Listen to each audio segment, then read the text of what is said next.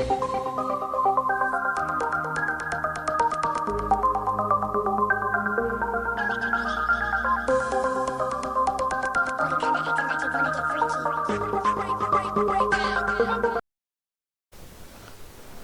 दोस्तों, प्रदेश के मुख्यमंत्री श्री शिवराज सिंह जी चौहान द्वारा मुख्यमंत्री कोविड-19 बाल कल्याण योजना प्रारंभ की गई है।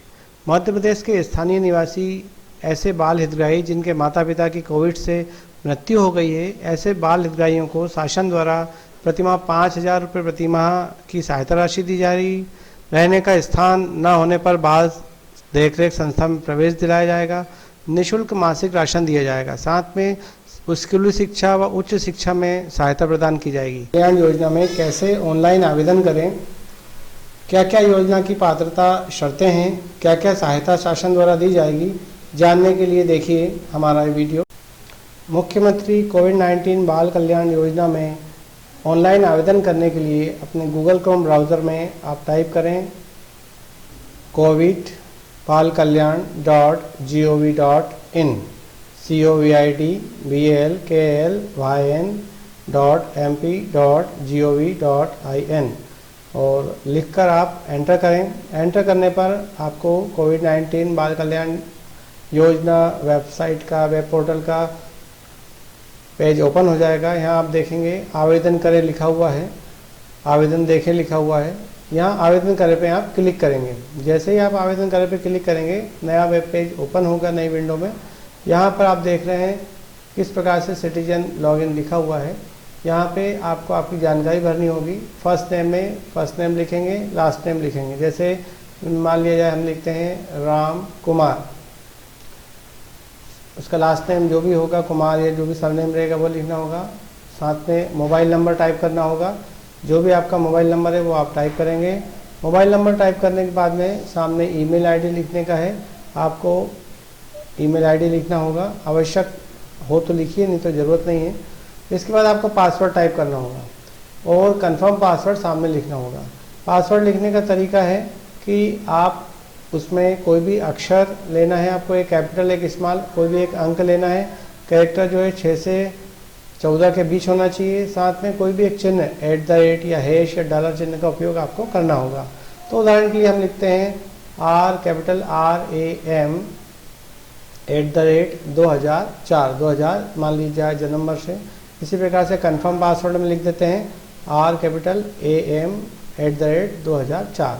लिखने के बाद में आपको यहाँ नीचे लिखा हुआ है कि आप व्हाट्सएप पर जो भी अपडेशन संबंधी जानकारी रहेगी वो आपको देखना है या नहीं देखना है, तो आप उसको यस कर देंगे, जिससे कि आपको व्हाट्सएप पे भी इंफॉर्मेशन आपकी मिलती रहे कि आपकी योजना का लाभ मिल रहा है या नहीं मिल रहा है, आपकी क्या पोजीशन है। यस करने पर आपको पुनः आपका जो व्हाट्सएप मोबाइल नंबर है, या तो वही नंबर अगर व्हाट्सएप का है तो वो लिख देंगे, या जो भी अगर दूसरा व्हाट्सएप नंबर होगा तो वो आप उस पर टाइप कर देंगे। टाइप करने के बाद में यहाँ पर जो टर्म्स कंडीशन को एक्सेप्ट करने का चेक बॉक्स है उसे आप सिलेक्ट कर देंगे और नीचे रजिस्टर बटन पर आप क्लिक कर देंगे। रजिस्टर बटन पर क्लिक करने के बाद आपके मोबाइल पर एक OTP आता है। उस OTP को आपको वेरीफाई करने के लिए यहाँ पर उस OTP को टाइप कर ओके बटन पर क्लिक करना होगा। ये हम इस प्रकार से अपना OTP को टाइप कर क्लिक करते हैं। ओके बटन पर क्लिक करेंगे। जैसे ही ओके बटन पर क्लिक करेंगे, रजिस्टर सक्सेसफुली आपके सामने मैसेज आएगा और आप ओके बटन पर क्लिक कर देंगे। इस प्रकार से आपने अपना रजिस्ट्रेशन कर लिया है। मुख्यमंत्री कोविड-19 बाल कल्याण योजना में रजिस्ट्रेशन करने के बाद आपको आपका एक ID वो पासवर्ड आपके पास आ जाएगा। आपका जो मोबाइल नंबर है वो आपका ID है और आपने जो पासवर्ड टाइप किया था वो आपका पासवर्ड होगा। इसके लिए आपको पुनः लॉगिन बटन पर क्लिक करना होगा। यहाँ पर आपने जो मोबाइल नंबर टाइप किया था रजिस्ट्रेशन के समय, वो मोबाइल नंबर आप टाइप करेंगे।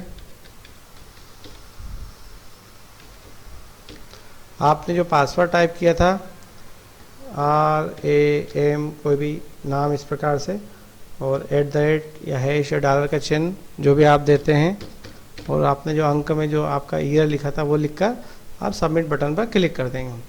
इस प्रकार से यहाँ पर आपकी वेबसाइट ओपन हो जाएगी।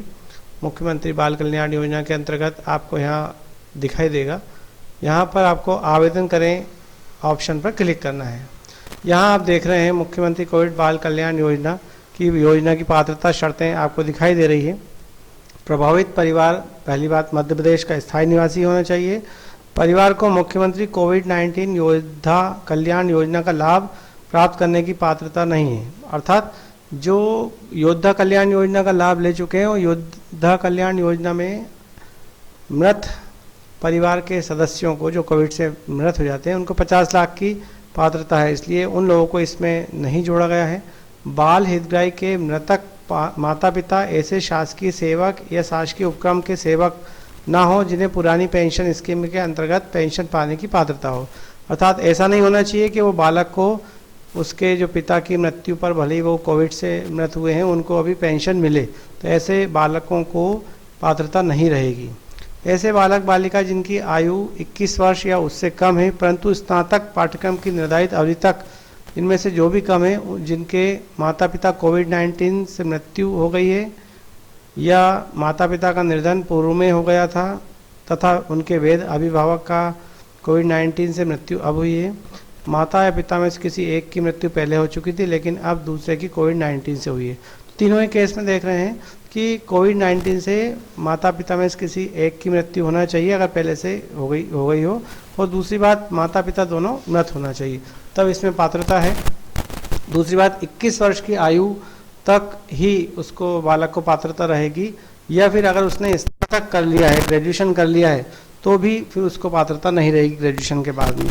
तो स्नातक के पूर्व या 21 वर्ष से पूर्व ऐसे बालकों को इसकी पात्रता रहेगी। दूसरी बात, कोविड-19 से मृत्यु कब की माने, तो 1 मार्च 2021 से 30 जून 2021 तक की अवधि में जिनकी मृत्यु कोविड-19 से हुई है, जिन बालकों के माता पिता की मृत्यु कोविड-19 से हुई है, उन व्यक्तियों को ही इसमें पात्रता रहेगी। आवेदन करने के लिए आपको बता दें, ये दस्तावेज आपके पास होना चाहिए। अगर दिव्यांग है, कोई विकलांग है, तो उसका दिवंगत व्यक्ति का मृत्यु प्रमाण पत्र होना चाहिए जो मृत्यु हुई है जिनकी, और बच्चों का आयु प्रमाण पत्र होना चाहिए, जन्म प्रमाण पत्र, बैंक खाते की पासबुक की जानकारी होना चाहिए, पासबुक की फ़ोटोकॉपी की आवश्यकता लगेगी, और जो भी फाइल आप सेव करेंगे उसको आप 700 किलोबाइट से ज़्यादा उसकी साइज़ नहीं होना चाहिए। आजकल स्कैनर मोबाइलों में भी आ गए हैं, आप उनसे भी स्कैन करके सीधे जानकारियों को, जो भी फाइल है उनको अपलोड कर सकते हैं। साथ में संरक्षक, मतलब जो भी अभिभावक हैं या जो भी उनके परिवार में सदस्य व्यक्ति हैं, उनके जो उनको पहचानता है बालकों को, जो जिनसे उसका संबंध है, उनके ड्राइविंग लाइसेंस, उसमें से किसी एक व्यक्ति का driving licence, PAN card, ration card, voter card या अन्य कोई भी पहचान पत्र उसकी आवश्यकता लगेगी जो उनके संरक्षक रहेंगे। इसके बाद आपको ये चेक बॉक्स चालू कर देना है और आवेदन बटन पर क्लिक कर देना है। आवेदन करें पर क्लिक करने के बाद में आपका वेब पेज का नया पेज प्रदर्शित होगा। यहाँ आप देख रहे हैं पूरी जानकारी भरने के लिए प्रथम चरण, गति चरण, तीसरा चरण, चौथा चरण, 4 चरण हैं। चारों चरण की जानकारी भरने के बाद आपको सुरक्षित करना होगा। प्रथम चरण में सामान्य जानकारी भरनी होगी। सामान्य जानकारी में यहाँ पूछा जा रहा है कि क्या बाल हितग्राही के माता पिता ऐसे शासकीय सेवक थे जिन्हें पुरानी पेंशन स्कीम के अंतर्गत पात्रता है, मतलब क्या बालकों को अभी पेंशन की पात्रता है, तो वो पात्र नहीं रहेंगे इस योजना के। अगर पात्र नहीं है तो फिर आप आवेदन कर सकते हैं। यहाँ नहीं लिखा है और यहाँ घोषणा भी की गई है कि आप बालक जो आवेदन कर रहे हैं वो पेंशन के पात्रता नहीं रखते हैं। इसी प्रकार से कोविड योद्धा कल्याण योजना के पात्र अगर हैं तो वो भी आवेदन नहीं कर सकते हैं। जो कोविड कल्याण योजना के पात्र नहीं हैं वे यहाँ पर आवेदन करते हुए घोषणा करेंगे। उसके बाद में यहाँ तीसरा लिखा है कि बच्चों की परिवार आईडी समग्र आईडी है क्या, मतलब अगर समग्र आईडी है तो वो मध्य प्रदेश का मूल निवासी है। यहाँ पे आपको हाँ लिखकर समग्र आईडी नंबर लिखना होगा। समग्र आईडी नंबर नहीं है तो आप नहीं लिखकर आगे बढ़ेंगे। यहाँ दिवंगत माता पिता और अभिभावक से संबंधित जानकारी टाइप करनी होगी। माता और पिता की मृत्यु कब हुई और माता पिता में से किसकी मृत्यु कोविड-19 से हुई, वो जानकारी यहाँ पर भरनी होगी।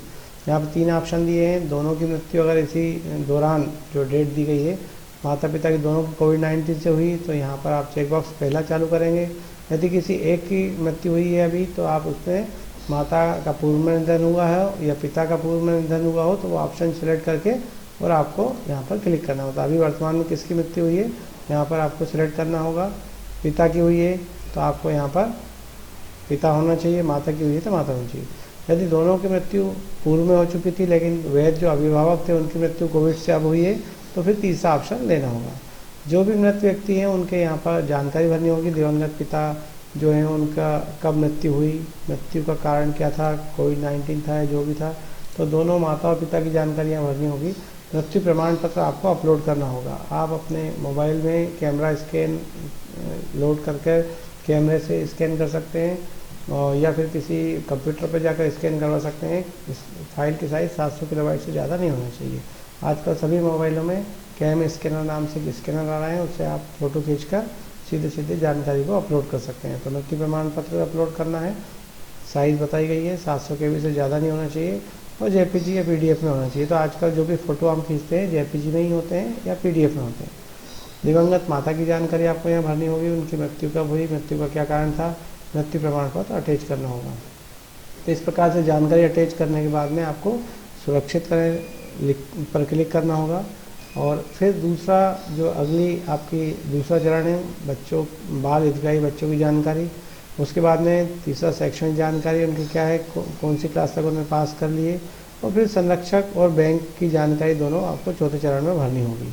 कोई भी समस्या जाती है तो यहाँ हेल्पडेस्क नंबर दिया हुआ है 0755270080। यहाँ पर कॉल कर सकते हैं। जानकारी अच्छी लगे तो लाइक करें, शेयर करें, सब्सक्राइब करें ताकि इसी प्रकार की जानकारी आपको भेजते रहें। धन्यवाद।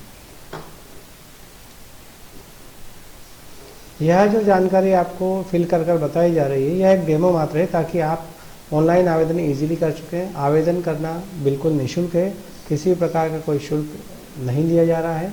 आप अपने मोबाइल से या किसी भी कंप्यूटर से ऑनलाइन आवेदन कर सकते हैं। आवेदन करने में आपको अगर परेशानी जाती है तो आप हमारे कमेंट बॉक्स में कमेंट कर सकते हैं।